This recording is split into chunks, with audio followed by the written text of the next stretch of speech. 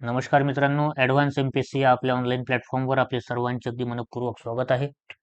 बघा, आज या व्हिडिओमध्ये आपला जो पुढचा पेपर आहे तो म्हणजे जिओग्राफीचा पेपर, टेस्ट नंबर 4. तर याचं आपण फुल डिस्कशन या व्हिडिओमध्ये आपण घेणार आहे. या ठिकाणी आपण डिस्कशन करणार आहे. एक एक प्रश्न आपण या ठिकाणी वन बाय वन डिस्कस करणार आहे. बघा, ही आपली संयुक्त पूर्वपरीक्षा गट ब गट क 2024 साठीची टेस्ट सिरीज ॲडव्हान्स एमपीएससी या ॲपवर सध्या अवेलेबल आहे. आणि या टेस्ट सिरीजमध्ये एकूण 10 पेपर आपण घेतले होते. त्याच्यामध्ये 6 सब्जेक्ट वाईज आणि 4 फुल सिलेबस पेपर आपण घेणार आहे. तर याच्यामध्ये बघा, अजूनही कंबाईनची कोणतीही डेट, कंबाईन एक्झाम कधी होणार, सध्या सप्टेंबर 2024 सुरू आहे. अजून सुद्धा कंबाईनची डेट आलेली नाही आहे किंवा कंबाईनची जाहिरात सुद्धा अजून आलेली नाही आहे. त्याच्यामुळे आपण काय केलेलं आहे, हे सहा सब्जेक्ट वाईज पेपर आपण त्या ठिकाणी घेतलेले आहेत. ते ॲपवर अवेलेबल आहेत. परंतु हे जे मे महिन्यामध्ये आपण घेणार होतो तर हे पोस्टपोन केले. आता कंबाईनची डेट ज्या दिवशी येईल त्या दिवशी त्यानंतर आपण हे 4 पेपर त्या ठिकाणी घेणार आहे. तर 6 पेपर सध्या अवेलेबल आहेत. 6 पेपर क्वालिटी पेपर आहेत. कारण ॲडव्हान्स एमपीएससीच्या अनुभवी टीमने या ठिकाणी हे टेस्ट सिरीज त्या ठिकाणी तयार केलेली आहे. आणि प्रश्नांच्या क्वालिटीवरून किंवा एक्सप्लेनेशन जे दिलेलं आहे त्याच्या क्वालिटीवरून तुम्हाला test series one of the best test series available करून दिलेली आहे. नक्की तुम्ही हे टेस्ट सिरीज सोडवा. बघा, आज या व्हिडिओमध्ये जिओग्राफीचे जे आपले प्रश्न आहेत त्याचं आपण डिस्कशन घेऊया. याच्यामध्ये बघा, आता कंबाईनचा जर आपण जिओग्राफीचा सिलेबस बघितला किंवा आयोगाचे जर पेपर बघितले, त्याच्यामध्ये आपल्याला एक दिसून येईल की कंबाईनमध्ये महाराष्ट्राच्या जिओग्राफीवर मुख्यतः खूप जास्त भर दिला जातो. भारताचा भूगोलावर समजा कंपॅरेटिव्हली कमी प्रश्न असतात. भारताच्या भूगोलावर, महाराष्ट्राच्या भूगोलावर खूप जास्त प्रश्न त्या ठिकाणी आपल्याला पाहायला मिळतात, बरोबर. आणि महाराष्ट्राच्या भूगोलामध्ये याचा अभ्यास करत असताना फॅक्ट बेस जे प्रश्न असतात त्याची संख्या जास्त आहे. ठीक आहे, फॅक्ट बेस आणि कन्सेप्च्युअल पण आहेत. ते कंपॅरेटिव्हली महाराष्ट्राच्या भूगोलामध्ये कमीच आहेत. एक्झाममध्ये फॅक्ट्सवर जास्त प्रश्न विचारले जातात आणि त्या फॅक्ट्स जर आपल्या इझिली लक्षात राहत असतील तर याच्यामध्ये आउट ऑफ मार्क्स मिळण्याची खूप जास्त जिओग्राफी या पेपरमध्ये चान्सेस आहेत. कारण प्रश्न डिफिकल्ट नाहीत, तेवढे डिफिकल्ट नाहीत, इझी आहेत. परंतु वेळेवर जर फॅक्ट्स तुम्हाला आठवले नाहीत तर मग त्या ठिकाणी मार्क्स, 700 मार्क्स जातात. परंतु ज्यांच्या फॅक्ट्स बऱ्यापैकी लक्षात राहतात त्यांच्यासाठी हा सब्जेक्ट खूप स्कोरिंग आहे.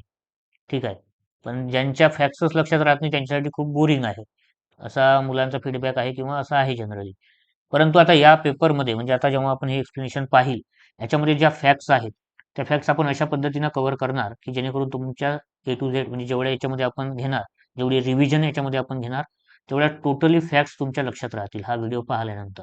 कारण मी पर्सनली स्वतःच कोणत्याच फॅक्ट्स मी आतापर्यंत पाठ करत नाही किंवा माझ्या कोणत्याच फॅक्ट्स लक्षात राहत नाही, माझं पाठांतरच होत नाही. त्याच्यामुळे माझी जी टेक्निक आहे ती वेगळी आहे पाठांतराची किंवा फॅक्ट्स लक्षात ठेवण्याची. मी ट्रिक्स वगैरे किंवा काही ना काही कनेक्शन, शब्दांचं कनेक्शन इकडे तिकडे लावून त्या पद्धतीने लक्षात ठेवतो. परंतु माझ्या ज्या ट्रिक्स असतात किंवा माझ्या जे काही पद्धत आहे ती खूप सोपी आहे. खूप सोपी म्हणजे तुम्हालाही ती सोपी वाटेलच जेव्हा तुम्ही हा व्हिडिओ पाहाल. कारण त्याच्यामध्ये मी काही मोठ्या स्टोरी किंवा वगैरे असं लक्षात नाही ठेवत. एकदम सोपी सोपी ट्रिक्स, छोट्या लहान लहान ट्रिक्सच्या माध्यमातून लक्षात ठेवतो. तर याच्यामध्ये पण तुम्हाला काही ट्रिक्स वगैरे मी सांगतोच पुढे. ठीक आहे, जिथे गरज असेल तिथे ट्रिक्सने आपण लक्षात ठेवूया. पूर्ण डेटा कसा इझिली लक्षात राहील, वेळेवर कन्फ्युजन होणार नाही, याच्यावर आपण आज काम करणार आहे. बघा, पहिलाच प्रश्न आहे. 1 मे 1960ला महाराष्ट्राची स्थापना झाली तेव्हा महाराष्ट्रात रिकामी जागा होती. ठीक आहे, तर 1960ची काय सिच्युएशन होती ते विचारलेलं आहे. 1960ला महाराष्ट्रामध्ये किती जिल्हे आणि किती प्रशासकीय विभाग होते हे विचारलेलं आहे. तर महत्वाचा प्रश्न आहे. तर 1 मे 1960ला महाराष्ट्रामध्ये 26 जिल्हे आणि 4 प्रशासकीय विभाग होते. ठीक आहे, तर या डेटावर राज्यसेवा पूर्व परीक्षेमध्ये सुद्धा अलीकडेच प्रश्न आलेला आहे 22 की 23 मध्ये. आता नक्की मला इयर माहित नाही, 22 आहे वाटते. 22 मध्ये काय प्रश्न होता की महाराष्ट्राची जेव्हा स्थापना झाली तेव्हा म्हणजे 1 मे 1960ला किती तालुके आणि किती जिल्हे होते असा प्रश्न होता. त्याच्यामुळे महत्वाचा डेटा आहे. 1960ला काय काय सिच्युएशन होती महाराष्ट्राची ती आपल्याला माहिती पाहिजे.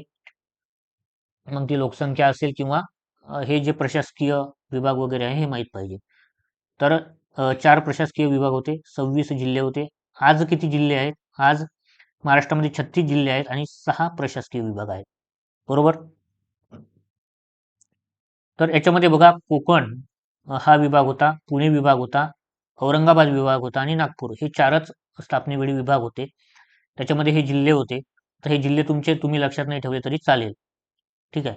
परंतु आता किती आहे? कोकणामध्ये आता किती जिल्हे आहेत? 7 जिल्हे आहेत. बरोबर? पुणे विभागामध्ये किती जिल्हे आहेत सध्या? 5 जिल्हे आहेत. औरंगाबाद किंवा छत्रपती संभाजीनगर विभागामध्ये किती जिल्हे आहेत? सर्वात जास्त जिल्हे आहेत. 8 जिल्हे आहेत. नागपूर विभागामध्ये 6 जिल्हे आहेत. लक्षात घ्या 6 जिल्हे. त्यानंतर नाशिक एक नवीन विभाग तयार झालेला आहे आणि अमरावती असे 2 नवीन विभाग तयार झालेले आहेत म्हणजे एकूण 6 विभाग. नाशिकमध्ये सध्या 5 जिल्हे आहेत आणि अमरावतीमध्ये किती जिल्हे आहेत? 5 जिल्हे आहेत. तर हे किती जिल्हे आहेत सध्याच्या स्थितीनुसार हे आपल्याला माहिती असणं अपेक्षित आहे. त्यानंतर बघा आता हा जो प्रश्न आपण फ्रेम केलेला आहे हा डेटा नेमका कुठं आहे?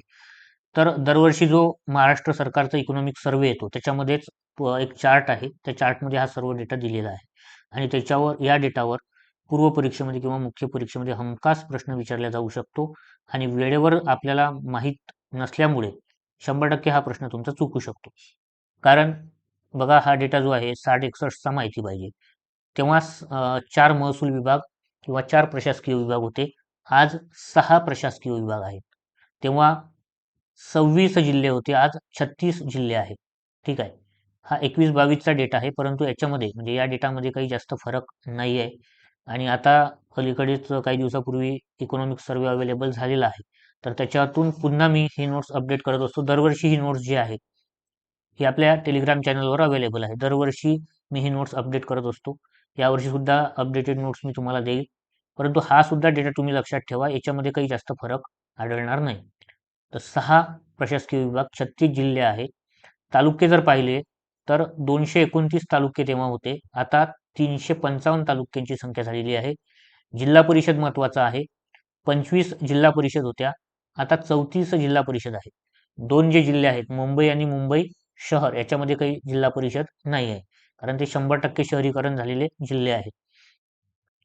ठीक आहे. ग्रामपंचायत तेव्हा 21,636 ग्रामपंचायती होत्या. आता 27,832 ग्रामपंचायती आहेत. म्हणजे 28,000च्या आसपास आहेत. तेव्हा 21,000 आसपास ग्रामपंचायती होत्या. पंचायत समिती 295 तेव्हा होत्या. आता 351 पंचायत समिती आहेत महाराष्ट्रामध्ये. नगरपंचायत 219 होत्या. आता 244 नगरपंचायती आहेत. मनपा व्हेरी IMP आहे. ठीक आहे. 3च मनपा होत्या. 3 महानगरपालिका 1960 मध्ये होत्या. आता मनपांची संख्या 29 झालेली आहे आणि भारतामध्ये सर्वाधिक मनपा महाराष्ट्रामध्ये आहेत. महाराष्ट्राचा प्रथम क्रमांक आहे. 29 मनपा महाराष्ट्रामध्ये आहे. 29वी मनपा कोणती हे सुद्धा करंटमध्ये आहे, आपल्याला माहित पाहिजे. 29वी मनपा कोणती झालेली आहे? तर 29वी मनपा झालेली आहे जालना. अलीकडेच जालना या ठिकाणी मनपा स्थापन केलेली आहे. त्यानंतर 28वी मनपा हे सुद्धा करंटमध्येच आहे. इचलकरंजी या ठिकाणी 28वी मनपा स्थापन करण्यात आलेली आहे. आणि 27वी मनपा पनवेल आहे. तर याच्यावर पण आयोगानं प्रश्न विचारलेले आहेत. तर आपल्याला अलीकडील माहिती पाहिजे. पहिली मनपा कोणती होती? मुंबई. 1889ची स्थापना आहे. मुंबई मनपा पहिली महाराष्ट्रामधली मनपा आहे. देशामधली पहिली मनपा मद्रास चेन्नई आहे. कधीची स्थापना आहे मद्रास मनपाची? 1688ची आहे. तर ह्या गोष्टी आपल्याला काही फॅक्ट्स माहिती पाहिजे. तर मनपा लक्षात ठेवा 3 होत्या, आता 29 झालेल्या आहेत. लोकसंख्या त्यानंतर कटक मंडळे 7 होती, आता सुद्धा 7 आहे. लोकसंख्या व्हेरी IMP किती होती लोकसंख्या? 3.95 कोटी, 4 कोटीच्या आसपास 3.95 कोटी. 2011च्या जनगणनेनुसार आता 11.24 कोटी आहे. ठीक आहे. घनता किती होती? 129 होती, जी आता वाढून 365 झालेली आहे. लिंग गुणोत्तर 936 होतं, आता 929 झालेलं आहे. नागरी लोकसंख्येचं प्रमाण 28.2% होतं, आता ते वाढून किती झालेलं आहे? 45.2%. झालेला आहे आणि 45.2% प्रमाण आहे आणि सर्वाधिक शहरी लोकसंख्या महाराष्ट्रामध्ये आहे, लक्षात घ्या. प्रमाणानुसार महाराष्ट्राचा 5वा क्रमांक आहे, परंतु लोकसंख्या जर विचारलं तर ते सर्वाधिक शहरी लोकसंख्या महाराष्ट्रामध्ये आहे. ठीक आहे. प्रमाण आणि लोकसंख्येमध्ये कन्फ्यूज होऊ नका. साक्षरता बघा 35% तेव्हा साक्षरता होती, आता 82.3% साक्षरता आहे. तर अतिशय महत्वाचा डेटा हा आहे. हा डेटा तुमच्या पाठ असणं किंवा तुमच्या लक्षात असणं अपेक्षित आहे. पुढे आहे, भारतातील खालीलपैकी कोणत्या राज्याला सर्वात लांब समुद्रकिनारा लाभला आहे? सर्वात लांब समुद्रकिनारा लाभलेला आहे गुजरात या राज्याला. ठीक आहे. भारतीय किनारपट्टीत 9 राज्य त्या ठिकाणी आहेत. 9 राज्यांना समुद्रकिनारा लागलेला आहे. त्याच्यामध्ये गुजरात, महाराष्ट्र, गोवा, कर्नाटक, केरळ, तामिळनाडू, आंध्र प्रदेश, ओडिसा, पश्चिम बंगाल आणि 2 केंद्रशासित प्रदेश दमण, दीव आणि पुदुच्चेरी. ठीक आहे. दमण, दीव आणि पुदुच्चेरी यांना स्पर्श करते. पुन्हा अंदमान निकोबार आणि लक्षद्वीप सुद्धा त्यांच्यामध्ये आहे. तर भारताला एकूण समुद्रकिनारा किती लागलेला आहे? भारताला एकूण समुद्रकिनारा जर पाहिला तर 7,517 किलोमीटर एवढा भारताला समुद्रकिनारा लाभलेला आहे. बरोबर. त्याच्यामध्ये बेट सोडून दिले, अंदमान निकोबार वगैरे जर सोडून दिले तर 6,100 किलोमीटर एवढा भारताला समुद्रकिनारा, सागरी किनारा लागलेला आहे. त्याच्यामध्ये महाराष्ट्राला, हे आपल्या एवढा डेटा पाहिजे की महाराष्ट्राला किती? महाराष्ट्राला 720 किलोमीटर एवढा समुद्र सागरी किनारा लागलेला आहे. सर्वात जास्त गुजरातला आहे, त्यानंतर तामिळनाडू, ओरिसा, केरळ, महाराष्ट्र, आंध्र प्रदेश, कर्नाटक, पश्चिम बंगाल. ठीक आहे. तर हा काही डेटा महत्वाचा. पुढे बघा, गुजरात राज्याला महाराष्ट्राच्या किती जिल्ह्यांच्या सीमा लागून आहेत? किती जिल्ह्यांच्या सीमा लागून आहेत? बघा, अतिशय IMP क्वेश्चन आहे, कारण हे जे प्रश्न आहेत, हे प्रश्न तर विचारले जातात, पण चुकाची शक्यता जी आहे, चुकाचे चान्सेस जे आहेत ते खूप जास्त एक्झाममध्ये असतात, कारण वेळेवर आठवत नाही, कन्फ्युजन होते बऱ्याचदा, नेमका कोणता जिल्हा लागलेला आहे, किती जिल्हे लागलेले आहेत. कारण आपल्याला बघा 100 प्रश्न सोडवायचे आहेत, हे लक्षात घ्या. 100 प्रश्न 60 मिनिटांमध्ये सोडवायचे आहेत. ठीक आहे. म्हणजे एका प्रश्नासाठी आपल्याजवळ केवळ 36 सेकंद आहेत. ठीक आहे, 36 सेकंद. आणि त्याच्यामध्ये आपल्याला या 100 प्रश्नामध्ये 20 प्रश्न ऍप्टिट्यूड आणि रिझनिंगचे सॉल्व्ह करायचे आहेत. म्हणजे आपला जो थेरॉटिकल प्रश्न आहे, सांगायचा उद्देश काय आहे की जो थेरी प्रश्न आहे तो आपला 15 ते 20 सेकंदात व्हायला पाहिजे, जास्तीत जास्त. त्याच्यापेक्षा कमी 10 सेकंदात जर होत असेल, काही काही प्रश्न 10 सेकंदात पण होतात, लगेच होतात. कारण तसं जर तुमचं पाठांतर किंवा तुमच्याजवळ तशा ट्रिक्स वगैरे जर असतील तर काही जण कसं मॅप जो आहे, मॅपचं रिडिंग करून वगैरे लक्षात ठेवतात. ठीक आहे. की आता गुजरात कोणत्या दिशेला आहे, तर इकडे वायव्य दिशेला आहे किंवा पश्चिमेकडे आहे समजा. ठीक आहे. तर त्याच्यामध्ये कोणतं असू शकते, तिकडे पालघर, ठाणे वगैरे, पालघरच्या वर नाशिकला लागून नंदुरबार, धुळे वगैरे, अशा पद्धतीनं काही जण मॅप रिडिंग तर आवश्यक आहेच, परंतु मॅप रिडिंगने लक्षात ठेवतात. ठीक आहे.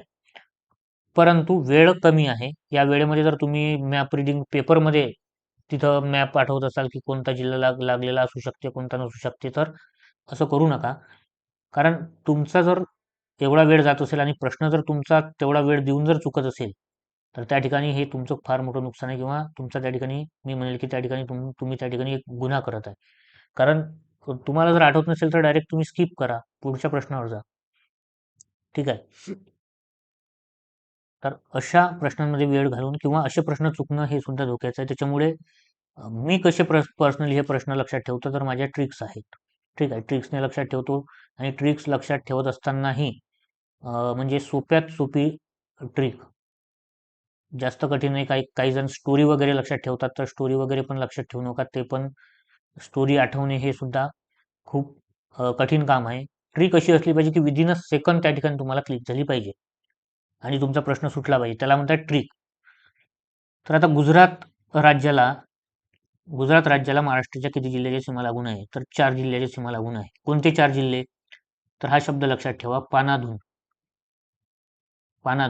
आता मॅप रिडिंग आपण सर्वच जण करतो, आपल्याला माहित आहे की गुजरात कुठे आहे, गुजरातचं लोकेशन कुठे आहे आणि तिथे कोणते जिल्हे असतील. म्हणजे आता पावरून पालघर, नावरून नागपूर तर होणार नाही. ठीक आहे. नागवरून नांदेड पण होणार नाही, कारण गुजरात गुजरात पाहत आहो ना आपण. समजतंय ना मी काय म्हणत आहे तर. नावरून काय होईल? नाशिकच होईल ना, कारण नांदेड खाली आहे, नागपूर तिकडे आहे, बरोबर आहे. तर पानाधून हा शब्द लक्षात ठेवा. पा म्हणजे पालघर, ना म्हणजे नाशिक, धू म्हणजे धुळे आणि न म्हणजे काय? नंदुरबार. आता इथे आपल्याला ऑप्शनमध्ये जळगाव वगैरे दिलं जाऊ शकते, तर जळगाव येईल की नाही, वेळेवर कन्फ्युजन होणार नाही, कारण शब्द आपल्या पाठ आहे पानाधून. पानामध्ये जळगाव येते का? कुठं नाही येत. पा म्हणजे पालघर, ना म्हणजे नाशिक, धू म्हणजे धुळे, ठीक आहे, नंदुरबार. अशा प्रत्येकच राज्याच्या तुम्ही ट्रिक बनवा, तुमच्याजवळ जर असतील तर त्याच पद्धतीने लक्षात ठेवा, जेणेकरून वेळ वाचेल. हे आपण कशासाठी करत आहोत ट्रिक वगैरे? वेळ वाचण्यासाठी आणि ॲक्युरसीसाठी, ठीक आहे. आता थोडंसं इथं हा प्रश्न आलाच, म्हणून मी ज्यांना ट्रिक्स माहीत नसतील त्यांच्यासाठी मी ट्रिक्स सांगतो, ठीक आहे. कशा पद्धतीने लक्षात ठेवायचं त्यांच्यासाठी मी ट्रिक्स त्या ठिकाणी सांगतो. गुजरातचे आपण पाहिलेलं आहे, ठीक आहे. गुजरातला 4 राज्य लागलेले आहेत, त्याची ट्रिक आपण पाहिली पानाधून. पालघर, नाशिक, धुळे आणि नंदुरबार. पुढचं आहे बघा महत्वाचं राज्य म्हणजे मध्य प्रदेश. तर मध्य प्रदेश एमपी असं लिहू आपण. एमपीला सर्वात जास्त जिल्हे लागून आहेत, 8 जिल्हे. लक्षात ठेवा, 8 जिल्हे. आता याची ट्रिक काय आहे? ट्रिक आहे बघा, नंदूच्या बीबीने आनंदात धूप जाळली गो. ठीक आहे. नंदूच्या बीबीने आनंदात धूप जाळली गो. 2-3 वेळा जर तुम्ही हे लक्षात ठेवलं तर इझिली तुमच्या लक्षात राहील. तर याच्यामध्ये नंदूच्या बीबीने आनंदात धूप जाळली गो. नंदू म्हणजे नंदुरबार, ठीक आहे. त्यानंतर बी म्हणजे काय? 2 बी आलेले आहेत. एक म्हणजे बुलढाणा, दुसरा बी म्हणजे भंडारा, ठीक आहे. आनंदात या शब्दात 2 जिल्हे लपलेले आहेत बघा. आ म्हणजे अमरावती आणि न म्हणजे नागपूर, ठीक आहे. धूप म्हणजे धुळे, जाळली म्हणजे काय? जाळली. म्हणजे जाळली म्हणजे जळगाव आणि गो म्हणजे काय? गोंदिया. तर इझिली तुमच्या विदिन अ सेकंदात 5 ते 10 सेकंदात तुमची जर ही ट्रिक तुम्ही रिवाईज वगैरे केली, रिवाईज करायचंही काम नाही. तुम्ही जर आता 7 वेळा याची 5-6 वेळा जर याची प्रॅक्टिस केली तर पेपरमध्ये तुम्हाला 100% आठवेल. नंदूच्या बीबीने आनंदाचं धूप जाळली गो. नंदुरबार, बुलढाणा, भंडारा, अमरावती, नागपूर, धुळे, जळगाव, गोंदिया. बघा 8 आहेत का? 1, 2, 3, 4, 5, 6, 7, 8. बरोबर आहे. ट्रिक आपली बरोबर आहे, ठीक आहे. तर या 8 जिल्ह्यांची सीमा मध्य प्रदेशला लागलेली आहे. त्यानंतर तिसरं बघा, तेलंगणा. तेलंगणाला 4 जिल्ह्यांच्या सीमा लागून आहेत. त्याची ट्रिक आहे बघा, तेल घेऊन गच्चीवर येणं, ठीक आहे. तेल घेऊन गच्चीवर येणं. तेल म्हणजे काय? तेलंगणा, ठीक आहे. त्याच्यामुळे कन्फ्युजन होणार नाही. तेल घेऊन गच्चीवर येणं. ग म्हणजे बघा, एक मिनिट.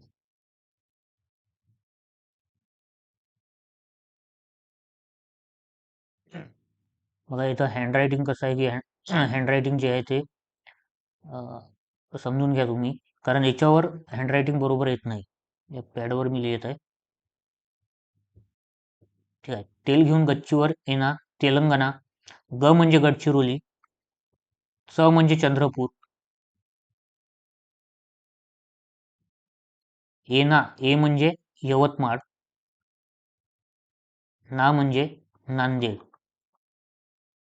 बघा ट्रिक बघा, तेल घेऊन गच्चीवर येणं. ग म्हणजे गडचिरोली, गच्ची माहिती आहे ना, टेरेस, घराचं जे टेरेस असते सर्वांना माहित असेल. ग म्हणजे गडचिरोली, च म्हणजे चंद्रपूर, येना ए म्हणजे यवतमाळ आणि ना म्हणजे नांदेड. त्यानंतर आहे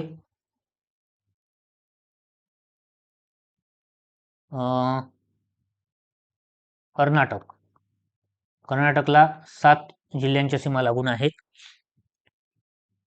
तर याच्यासाठी बघा, कर्नाटकसाठी एक ट्रिक आहे.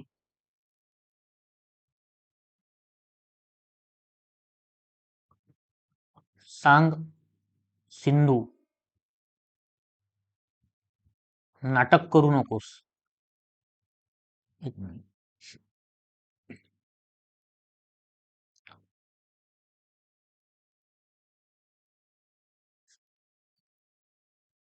एक मिनिट बघा.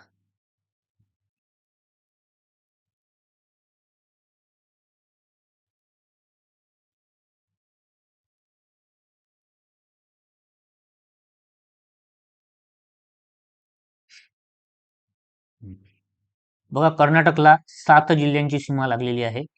याची ट्रिक आहे, सांग सिंधू नाटक करू नकोस.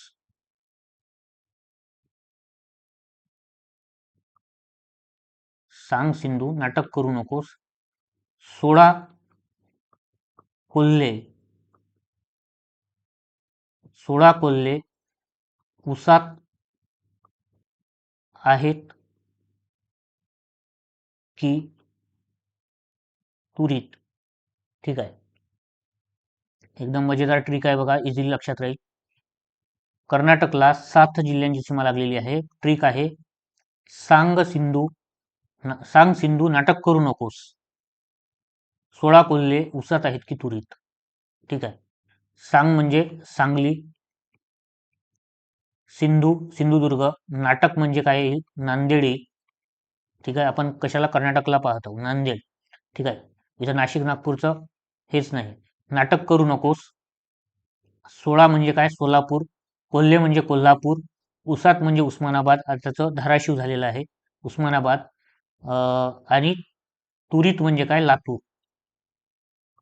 तर हे 7 जिल्हे कोणाला लागलेले आहेत, कर्नाटक या राज्याला लागलेले आहेत. त्यानंतर आता आपलं कोणतं राहिलेलं आहे, त्यानंतर एक राहिलेलं आहे छत्तीसगड. छत्तीसगडला 2 आहेत.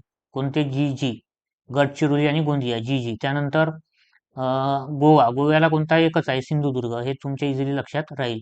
तर ह्या पद्धतीनं जर तुम्ही गेले तर तुम्हाला हमखास मार्क्स मिळतील. कारण ह्या अशा ट्रिक्स आहेत की वेळेवर कन्फ्युजन होणार नाही. ॲक्युरसी विथ स्पीड साठी तुम्हाला अशा पद्धतीच्या ट्रिक्सची खूप जास्त आवश्यकता आहे. पुढे बघा आता, जिल्ह्यांच्या निर्मितीच्या योग्य जोड्या लावा. कधी कोणता जिल्हा निर्माण झालेला आहे. आता याची सुद्धा ट्रिक आहे. याचा जर तुम्हाला सिक्वेन्स माहिती असेल तर हा प्रश्न सुटू शकतो. ठीक आहे. याची आता मी फास्टमध्ये तुम्हाला सांगतो बघा. सजला गड मुंबईचा,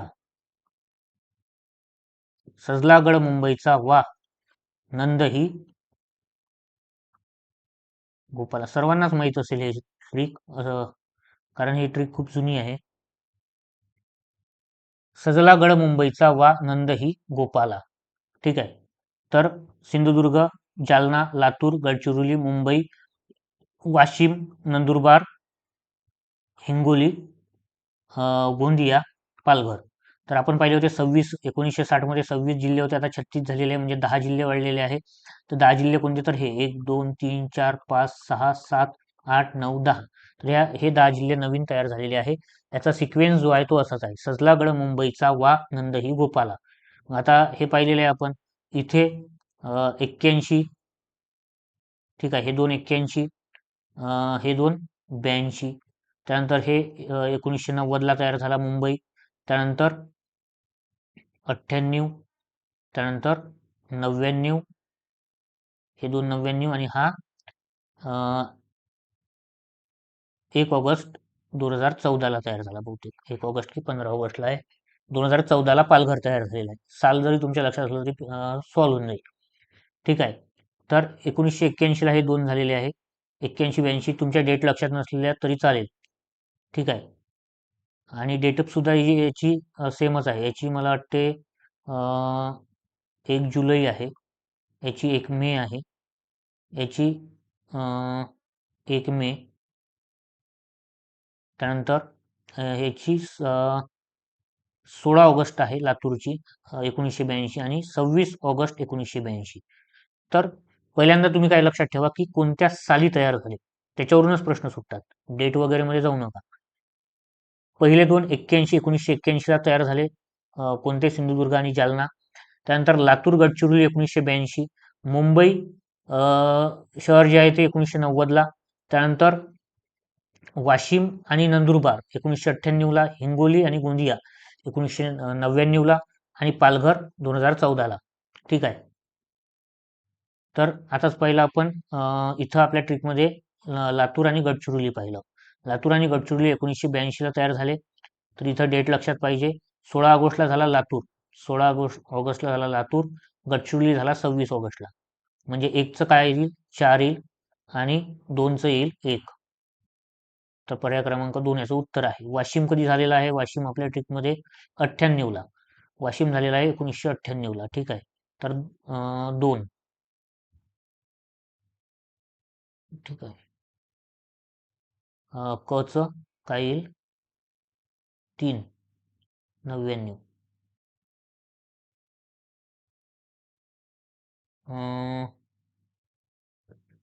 इथे काहीतरी गडबड झालेली आहे.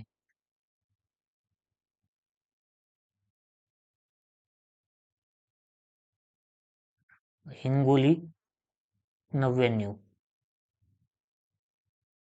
3. एकदा तुम्ही चेक करून घ्या डेट वगैरे. ठीक आहे. या ठिकाणी काहीतरी उत्तरामध्ये गडबड झालेली आहे किंवा आपल्या ट्रिकमध्ये काहीतरी चुकलेलं आहे. पण सिक्वेन्स जो आहे तो हा आहे. सजलागड मुंबईचा व आनंदही गोपाला. ठीक आहे. पर्याय क्रमांक 2 त्याचं उत्तर त्या ठिकाणी येत आहे. पुढे आहे बघा, महाराष्ट्रातील कोणत्या प्रशासकीय विभागाचे क्षेत्र सर्वाधिक आहे? कोणत्या प्रशासकीय विभागाचे क्षेत्र जे आहे ते सर्वाधिक आहे? म्हणजे क्षेत्रफळ कोणत्या विभागाचं सर्वाधिक आहे? तर छत्रपती संभाजीनगरचं जे काही क्षेत्रफळ आहे ते सर्वाधिक आहे. ठीक आहे. प्रशासकीय जिल्ह्यांचा क्षेत्रफळानुसार क्रम काय आहे बघा. छत्रपती संभाजीनगर सर्वात जास्त क्षेत्रफळ आहे. त्यानंतर नाशिकचं आहे. त्यानंतर पुण्याचं आहे. त्यानंतर नागपूरचं आहे. त्यानंतर अमरावती आणि कोकण. ठीक आहे. कोकण सर्वात लहान आहे हे आपल्याला माहित आहे. कोकण सर्वात लहान आहे क्षेत्रफळाने. ठीक आहे. लोकसंख्येने ते सर्वात जास्त आहे, परंतु क्षेत्रफळाच्या मानाने सर्वात कमी आहे. तर याची जी ट्रिक आहे ती औना औना पुन्हा याची ट्रिक घ्या. बघा, हे महत्वाचं आहे की क्षेत्रफळानुसार सर्वाधिक सर्वाधिक क्षेत्रफळ कोणत्या विभागाचं आहे त्याचा क्रम विचारू शकतात.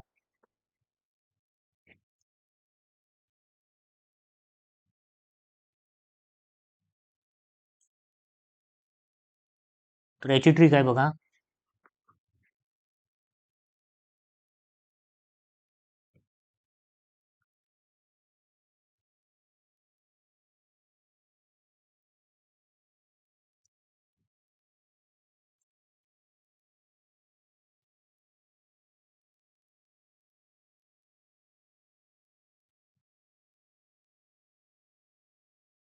औना औना पुन्हा अकेले.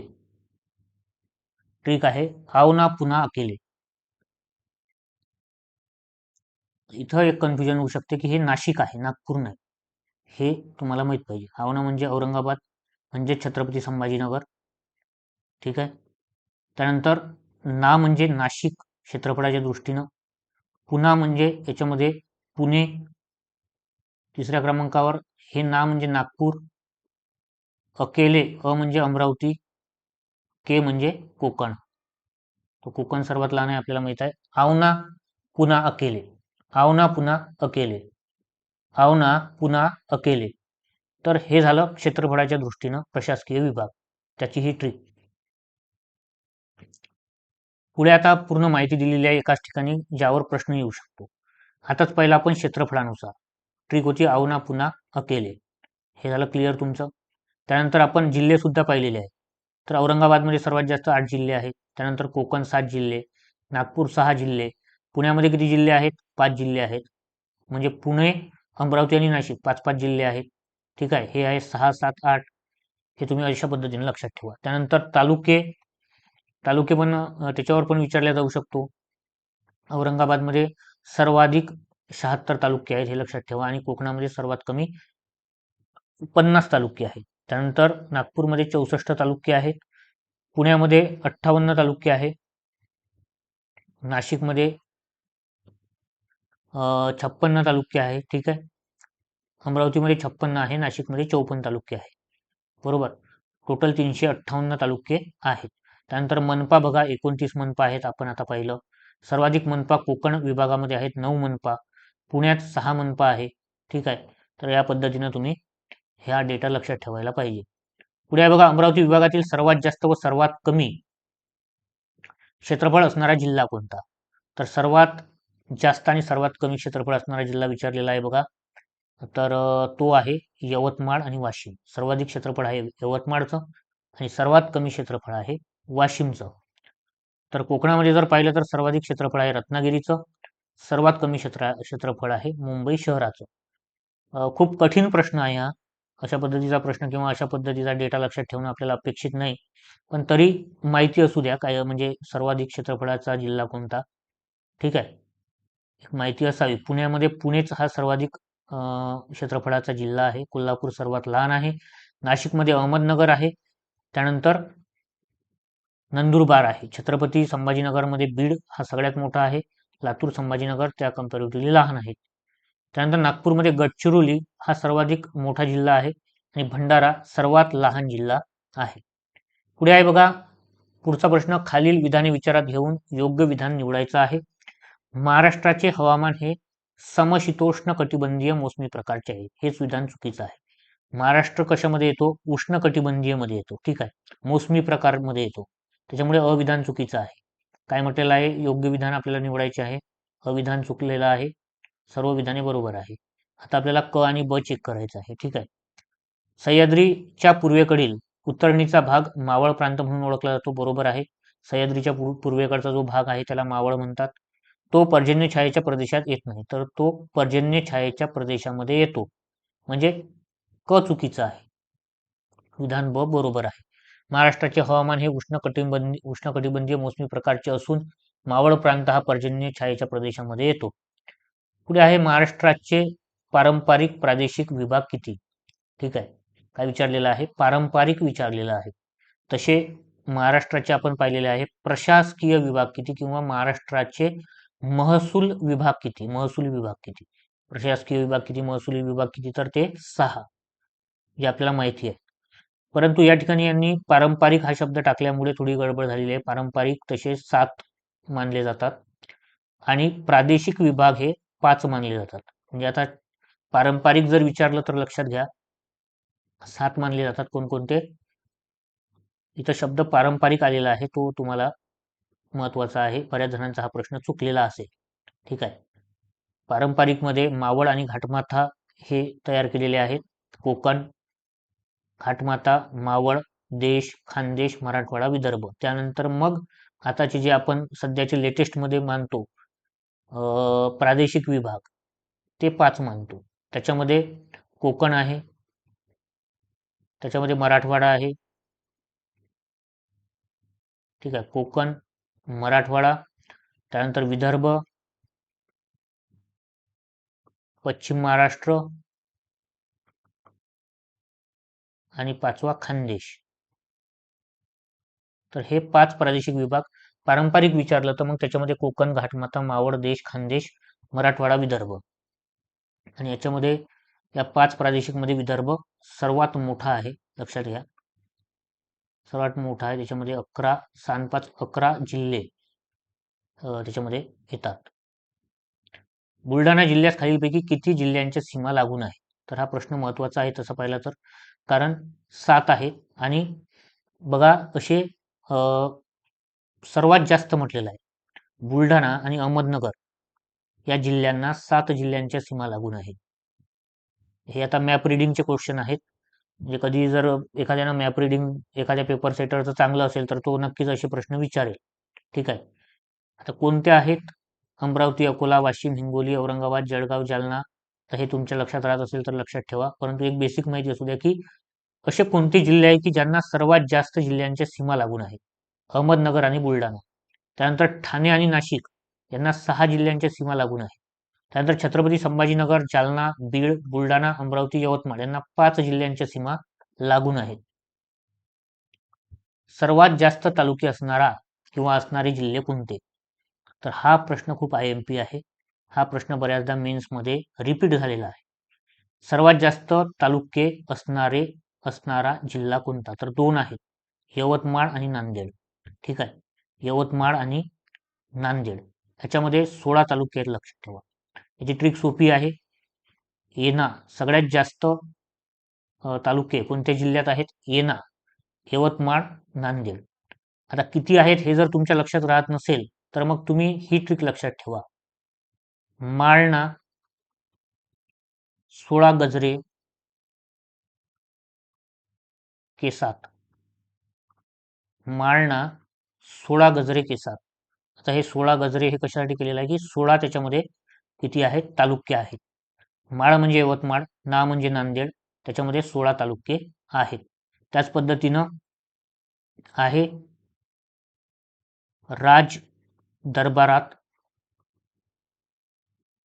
15 मुली नाचत होत्या.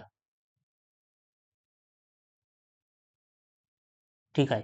राज दरबारात 15 मुली नाचत होत्या. म्हणजे 15 काय आहे? 15 आपण याच्या 15 वरून जात आहे. आपली ट्रिक कशाहून आहे? माळना 16 गजरे केसा. 16 वरून काय? माळना, यवतमाळ, नांदेड. त्यानंतर 15 या शब्दाला पकडा. 15 राज दरबारात काय होत्या? 15 मुली होत्या, नाचत होत्या. ठीक आहे. म्हणजे राज म्हणजे काय? रायगड. रायगड. ज म्हणजे काय? जळगाव. ठीक आहे. ना म्हणजे काय? नाशिक. ना म्हणजे काय? नाशिक. च म्हणजे काय? चंद्रपूर. तर या 4 जिल्ह्यामध्ये 15 तालुके आहेत. प्रत्येकी या 4 जिल्ह्यामध्ये 15 तालुके आहेत. रायगड, जळगाव, नाशिक आणि चंद्रपूर. ठीक आहे. त्यानंतर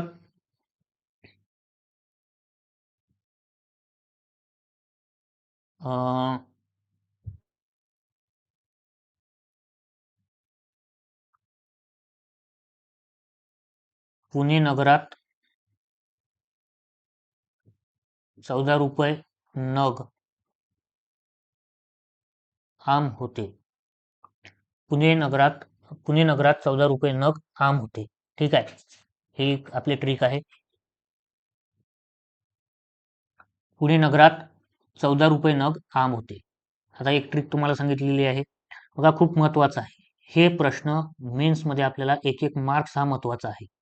लक्षात घ्या, मेन्समध्ये असे प्रश्न चुकतात कारण वेळ खूप कमी असतो, वेळेवर आठवत नाही आणि तिथे अचूक विथ ॲक्युरसी विथ स्पीड दोन्ही गोष्टी लागतात. तर अशा ज्या ट्रिक्स असतात, म्हणजे इथे काय आहे? माळना 16 गजरे केसात. 16 तुम्हाला सांगते की कशात आहे. ट्रिकमध्ये 16 आपण दिलेला आहे. आता ह्या ट्रिक कुठून आल्या? ह्या सर्व ट्रिक आपली एक ट्रिकची बॅच आहे ॲडव्हान्स MPSC या चॅनल या ॲपवर. त्याच्यामध्ये सगळ्या सब्जेक्टच्या अशाच पद्धतीच्या ट्रिक्स दिलेल्या आहेत.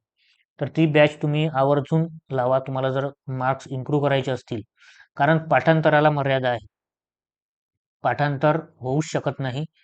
वेळेवर भरपूर सारा डेटा आहे, तो लक्षात राहत नाही आणि वेळेवर ॲक्युरेटली तो क्लिक होत नाही. त्याच्यासाठी काही ना काही ट्रिक्स म्हणा किंवा ज्या काही गोष्टी असतील, शब्दांवरून लक्षात ठेवणं म्हणा, असं काहीतरी तुम्हाला करावं लागेल. तुम्ही जर डायरेक्ट रट्टा मारत असाल तर ते शक्य नाही. बघा, पुढची ट्रिक आहे. पुणे नगरात 14 रुपये नग आम होते. पुणे म्हणजे काय? पुणे. नगर म्हणजे काय? अहमदनगर. 14 म्हणजे काय? 14 तालुके. त्यानंतर नग म्हणजे काय? नागपूर. नग म्हणजे काय? नागपूर. आम म्हणजे काय? अमरावती. तर अमरावती, पुणे, नगर याच्यामध्ये 14 तालुके आहेत. ठीक आहे. त्यानंतर एक लक्षात ठेवा की मुंबई शहर याच्यामध्ये 0 तालुके आहेत. मुंबई उपनगर याच्यामध्ये सर्वात कमी 0. त्यानंतर मुंबई उपनगरमध्ये 3 तालुके आहेत. 3 तालुके कोणते? एक मिनिट मी वर घेतो, तुम्हाला दिसत नसेल. ठीक आहे. मुंबई उपनगरमध्ये 3 तालुके आहेत. कोणते? ABC, अंधेरी, बोरिवली आणि कुर्ला.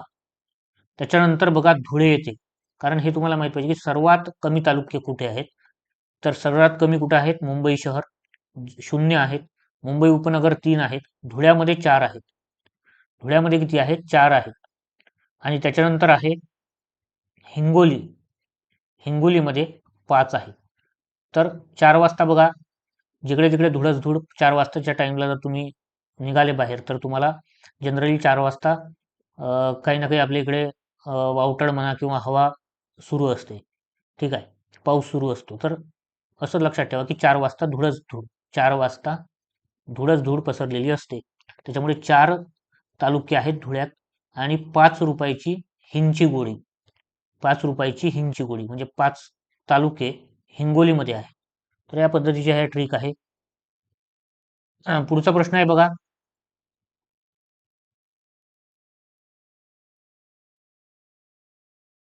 तुम्हाला जर ह्या ट्रिक्स आवडत असतील तर नक्कीच मला फीडबॅक द्या. कसं म्हणजे काय आपलं एक्सप्लेनेशन कशा पद्धतीचं चालू आहे, डेटा लक्षात राहत आहे की नाही. कारण तसा जर हा बोरिंग सब्जेक्ट आहे, याच्यामध्ये फॅक्ट्सच आहेत. त्या फॅक्ट्स लक्षात ठेवणं म्हणजे सोपं नाही. ठीक आहे. आपण वाचून घेऊ, पण त्या लक्षात राहणं महत्त्वाचं आहे. नाहीतर हा पेपर वाचायला काही जास्त वेळ लागला नसता. ठीक आहे. पुढे बघा. पुढचे प्रश्न आपण पुढील व्हिडिओमध्ये कव्हर करणार आहे. धन्यवाद.